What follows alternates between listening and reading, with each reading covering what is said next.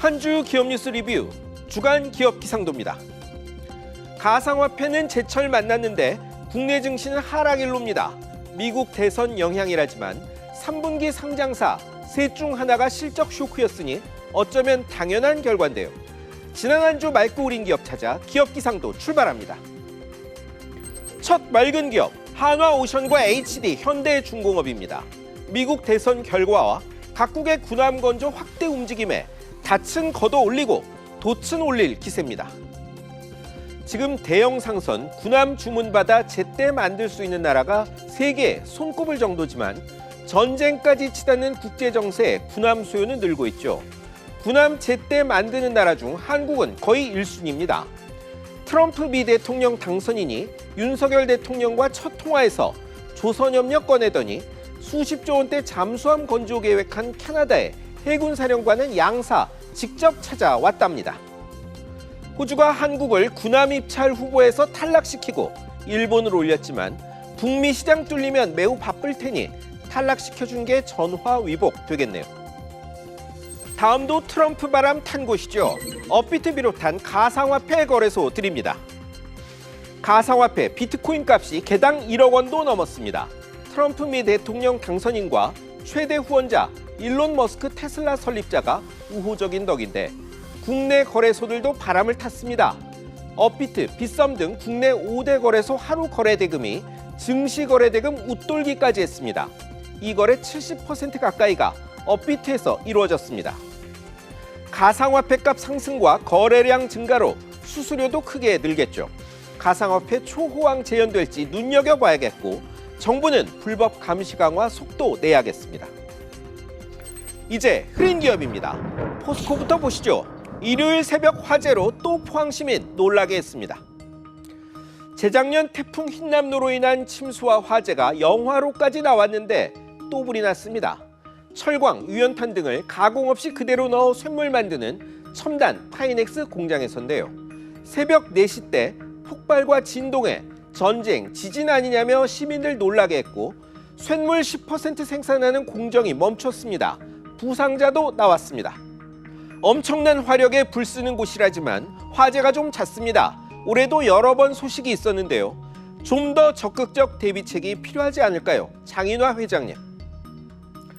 다음은 삼성물산, 코오롱 FNC, 한섬, 신세계 인터내셔널 등 국내 대표 패션 기업들입니다. 3분기 실적이 일제히 후진했습니다.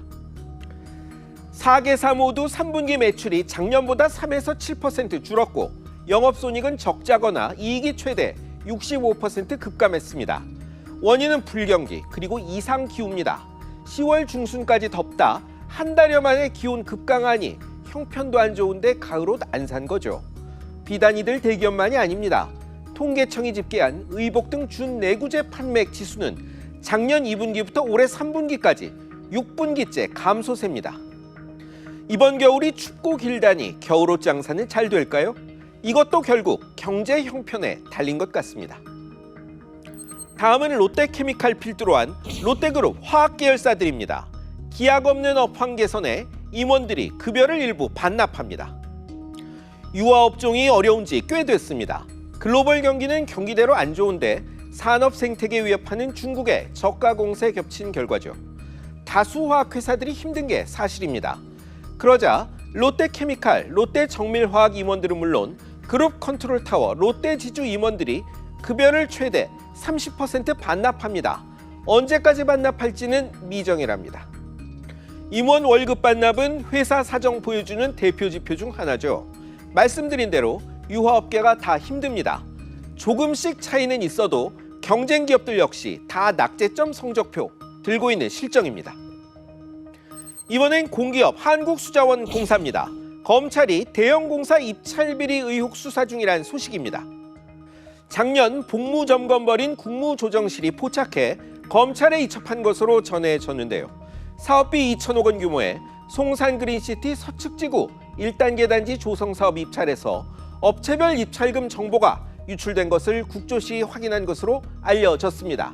수사 대상에 임직원 8명이 포함됐다는 전언입니다.